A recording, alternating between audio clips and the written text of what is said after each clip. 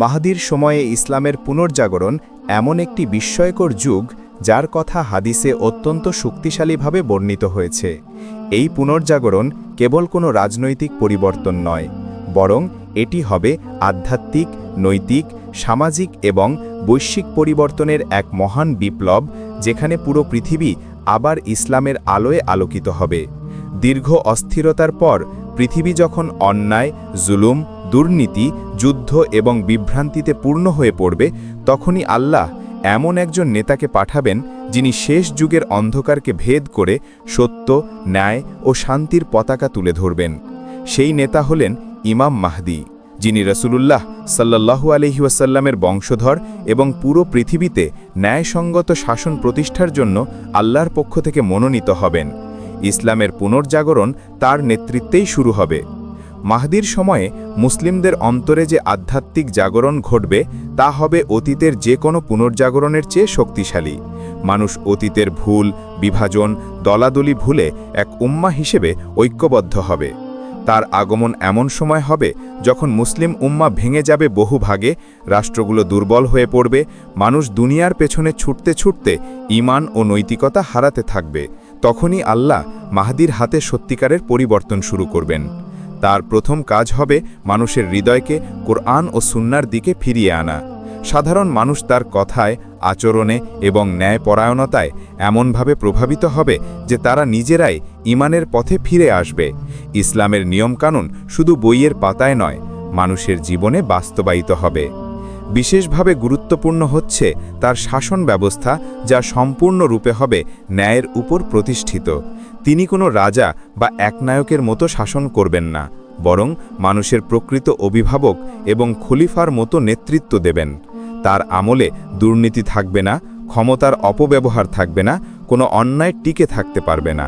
মানুষ এমন ন্যায় বিচারের স্বাদ পাবে যা যুগ যুগ ধরে হারিয়ে গিয়েছিল। মানুষের সম্পদ বণ্টন হবে সৎভাবে, ধনী গরিবের ফারাক কমে আসবে, দারিদ্র্য দূর হবে, সমাজে শান্তি প্রতিষ্ঠা পাবে। এমনকি এত উন্নতি হবে যে মানুষ দান করার মতো কাউকে খুঁজে পাবে না। মাহদীর সময়ে ইসলামের জ্ঞান চর্চা নতুন করে প্রাণ ফিরে পাবে। আলেমরা ঐক্যবদ্ধ হবে, বিভাজন কমবে, মিথ্যা মতবাদ, বানোয়াট তত্ত্ব, বিভ্রান্তিকর দাওয়াত সব একে একে হারিয়ে যাবে। মানুষ আবার শুদ্ধ কোরআন শিক্ষার দিকে ফিরবে। কোরআনের অর্থ, ব্যাখ্যা, শিক্ষা বিশ্বজুড়ে ছড়িয়ে পড়বে। তরুণরা ধর্মের প্রতি আকৃষ্ট হবে, মহিলারা ইজ্জাত, হায়ার সৌন্দর্যে উজ্জ্বল হবে, সমাজে নৈতিকতা ফিরে আসবে। বিশ্বে যে অশ্লীলতা, নৈতিক অবক্ষয় ব্যাপকভাবে ছড়িয়ে পড়েছিল, সেগুলো ধীরে ধীরে বিলীন হয়ে যাবে। মানুষ আবার আল্লাহ ভীতি এবং পরকালের জবাবদিহিতার দিকে গুরুত্ব দেবে। মাহদীর নেতৃত্বে বৈশ্বিক পরিস্থিতিও সম্পূর্ণ বদলে যাবে।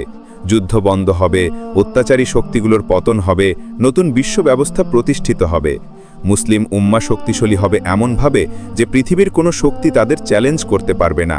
তখন ইসলাম কেবল কোনো ধর্ম হিসেবে নয়, বরং একটি পূর্ণাঙ্গ জীবন ব্যবস্থা হিসেবে বাস্তবায়িত হবে।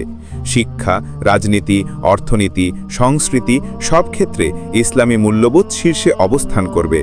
পৃথিবী শান্তিতে ভরে উঠবে, এমনকি বন্য পশুরাও মানুষের প্রতি শান্ত হবে। জমিন তার বরকত ঢেলে দেবে, আকাশ বৃষ্টি দান করবে, ফসল ফলবে, খাদ্যের অভাব দূর হবে। মানুষ নিরাপদে চলবে, রাতেও ভ্রমণ করলে কেউ ভয় পাবে না। মাহদীর সময় সবচেয়ে বড় পুনর্জাগরণ আসবে যখন ঈসা আলাইহিস সালাম আসমান থেকে অবতরণ করবেন। তার আগমন হবে মাহদীর নেতৃত্বকে শক্তিশালী করার জন্য।